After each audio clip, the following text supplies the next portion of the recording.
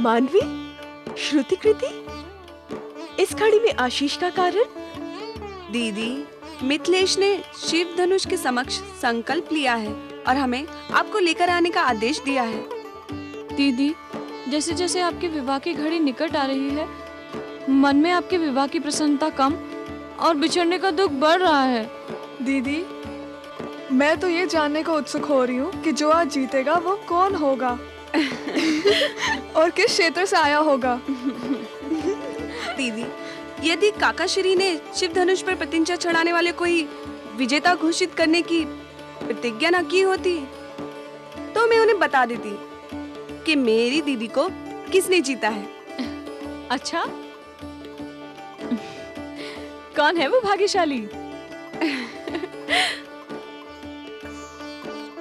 अयोध्या नरेश दशरथ के ज्येष्ठ पुत्र राम। हमारी दीदी को आज ही उनके दर्शन हुए हैं और जब से इन्होंने उनके दर्शन किए हैं स्वयं ना जाने कहाँ खोई रहती हैं। पर अब न जाने क्या होगा। होगा क्या? जो पिताश्री के संकल्प पर खरा उतरेगा, मैं मन, वचन और कर्म से जीवन भर के लिए उन्हीं की हो जाऊंगी। दीदी, इसलिए तो आप हमारा आदर्श हैं और सदा रहेंगी। चलो ना दीदी।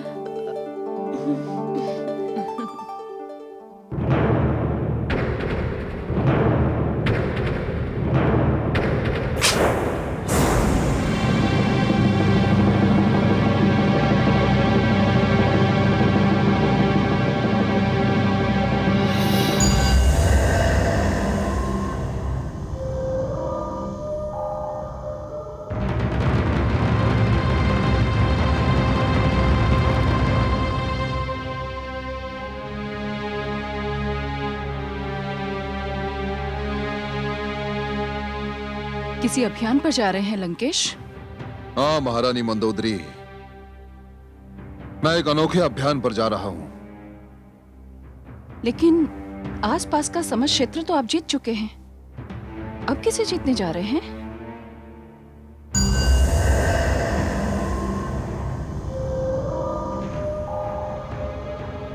एक मानव पुत्री को। मानव पुत्री? हाँ महारानी मंदोदरी, आज मिथिला नरेश जनक की पुत्री सीता का स्वयंवर है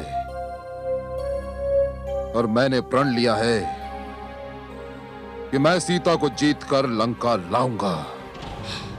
नहीं लंकेश, ये विचार भी मन से निकालकर फेंक दीजिए। महारानी, यदि आप इसलिए सिहर उठी हैं कि सीता की लंका आ जाने से आपका पटरानी का पद छिन जाएगा, तो आप निश्चिंत रहें, ऐसा नहीं होगा। सीता के लंका आ जाने के उपरांत भी पटरानी आप ही रहेंगी। ईश्वर की सौगंध, मुझे अपना पद छिन जाने की तनिक भी चिंता नहीं। तो फिर क्यों रोककर मेरा समय नष्ट कर रही हैं आप महारानी मंदोदरी? आप भूल कर रहे हैं, आपने ब्रह्मा से वरदान मांगा था कि मानव के अतिरिक्त आपको कोई मार न सके। आपको तो मानव की छाया से भी दूर रहना चाहिए, क्योंकि मानव ही आपके विनाश का कारण बन सकता है। मेरा विनाश? लंकापति रावण का विनाश? ये आप किसकी बातों में आ गई हैं महारानी? मैंने तो वरदान लेने के लिए वो बात मान ली थी। सत्य तो यह है महारानी मंदोदरी कि मैंने स्वयं ब्रह्मा को छला था। आपने ब्रह्मा को छला था? हाँ, छला था महारानी, मैंने ब्रह्मा को छला था। तनिक सोचिए महारानी, जिस लंकापति रावण को, स्वर्गाधिपति रावण को देवता भी नहीं छू सकते, उसे साधारण मानव क्या मार सकेगा? नहीं मार सकता। रुकिए महारानी मंदोदरी, यदि आप मुझे हंसकर विदा नहीं कर सकती तो मेरा मार्ग रोकने का प्रयत्न भी न कीजिए। मंदोदरी बहुविधि समुझाए, अभिमानी रावण न सोहाए। दशकंधर मिथिला प्रस्थाना, विधि का लेख को नहीं जाना, विधि का लेख को नहीं जाना।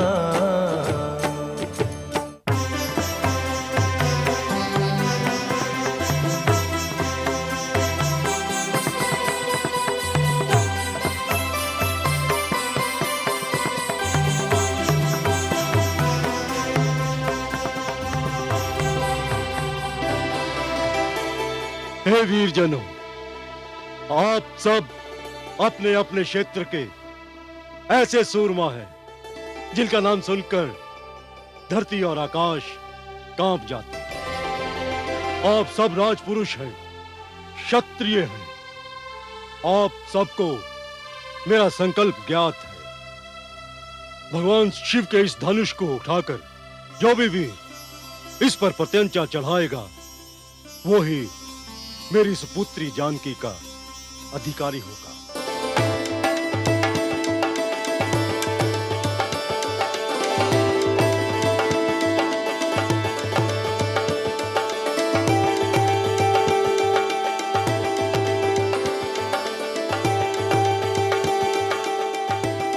आज ही समय है अपनी शक्ति के प्रदर्शन करने का। आज ही समय है अपने क्षत्रिय तप दिखाने का। तो अब मैं स्वयंवर समारोह के शुभ आरंभ की घोषणा करता हूं।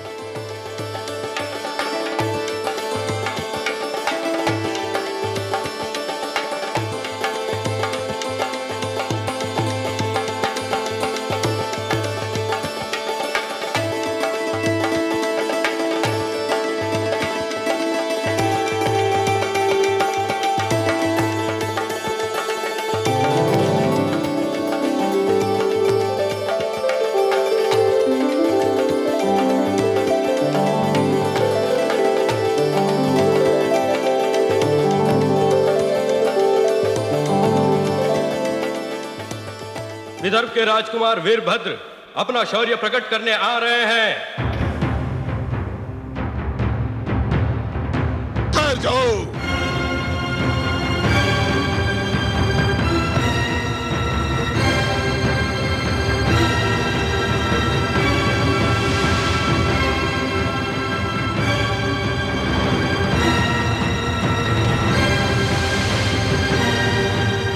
किसमें इतना साहस है कि लंकेश के रहते इस पवित्र धनुष को अपने पवित्र हाथों से छूने का दुस्साहस भी कर सके?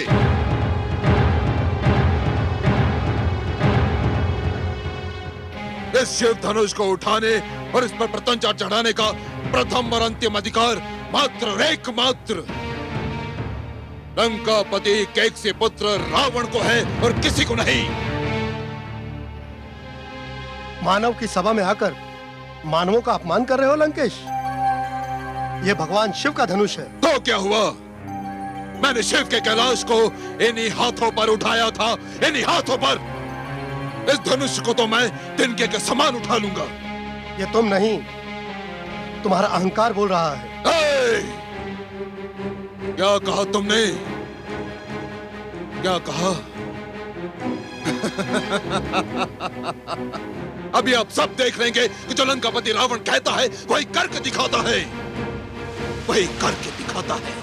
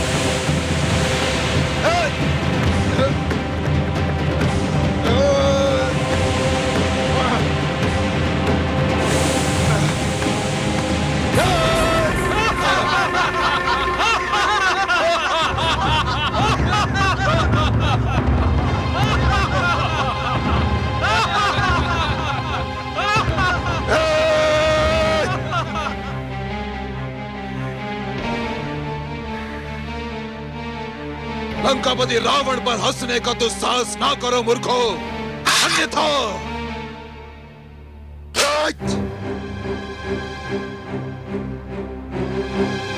जिस शिव धनुष को लंकापति रावण नहीं उठा सका, उसे संसार में कोई नहीं उठा सकता। मिथिला नरेश जनक, मुझे आपसे सहानुभूति है। अशुभ बोलने के लिए क्षमा चाहता हूं, परंतु अब आपकी पुत्री सीता जीवन भर अविवाहित रहेगी, बिन ब्याही रहेगी।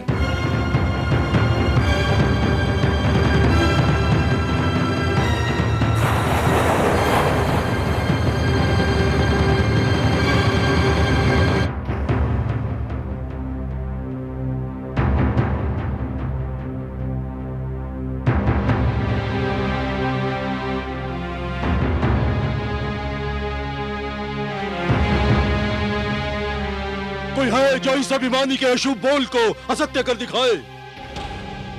आगे बढ़ो वीरों और सिद्ध कर दो कि इस देश में वीरों की कोई कमी नहीं।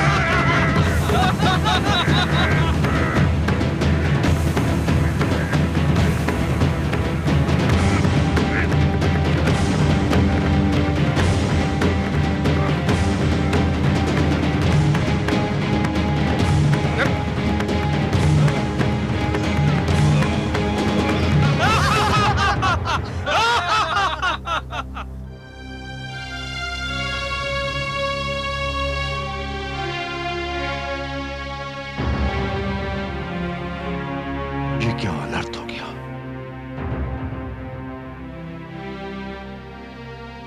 क्या मेरी पुत्री सीता, मेरी नयन तारा जीवन भर अविवाहित रह जाएगी? यदि मुझे ज्ञात होता तो मैं ये संकल्प ही ना लेता।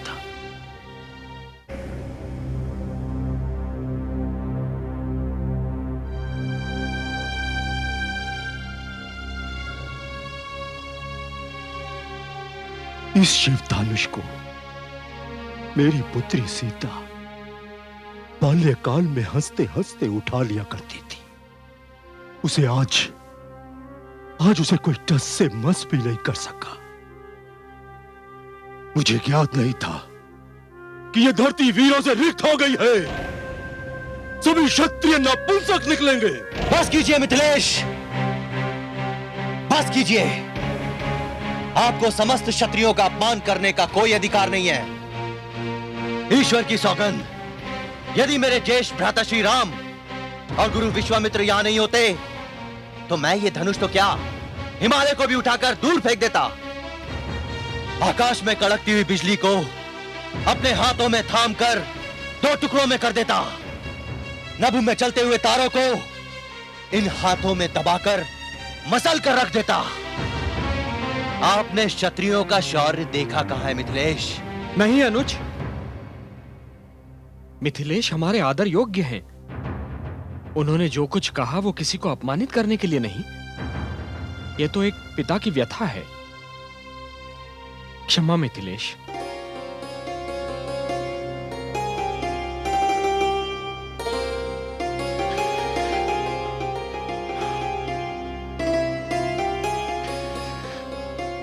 शिष्य राम,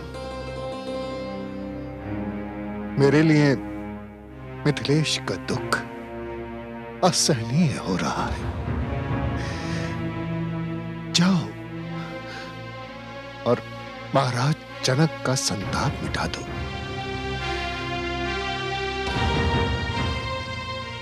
ये मेरा आदेश है।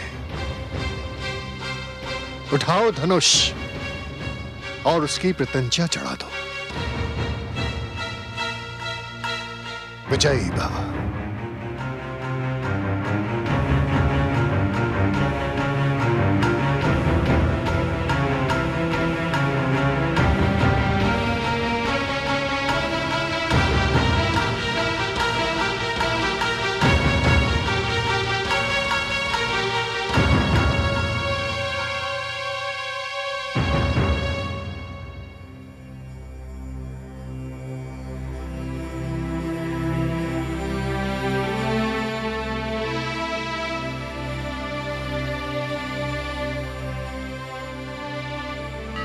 हे उमा महेश्वर, गुरु का आदेश सर्वोपरि होता है, उसका पालन करने की शक्ति दीजिए भगवान। मैं आपके चरणों में आवाहन करता हूं कि मेरे मन की अन्य सारी इच्छाओं, आकांक्षाओं को त्यागने में मेरी सहायता कीजिए। हे ही गौरी शपिनाकपाणे शशांकमौले वृषभाधिरूढ़ देवाधिदेवेश महेश नित्यं ग्रहाण पूजां भगवन् नमस्ते।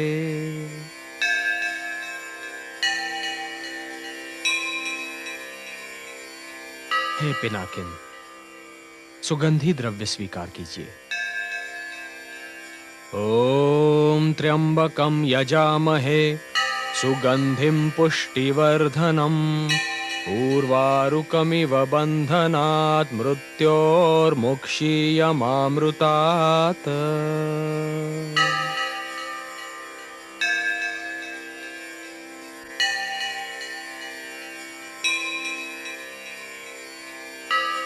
नीराजनं निर्मलदीप्तिमद्भिर्दीपाङ्कुरैरुज्ज्वलमुच्छ्रितैश्च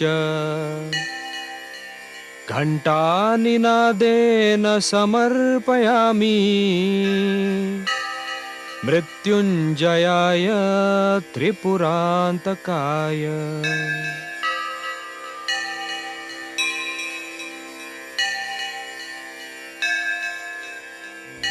हे विष्णु वल्लभ, हे अंबिकानाथ, हे वीरभद्र, शक्ति दो, शक्ति दो भगवान, शक्ति दो।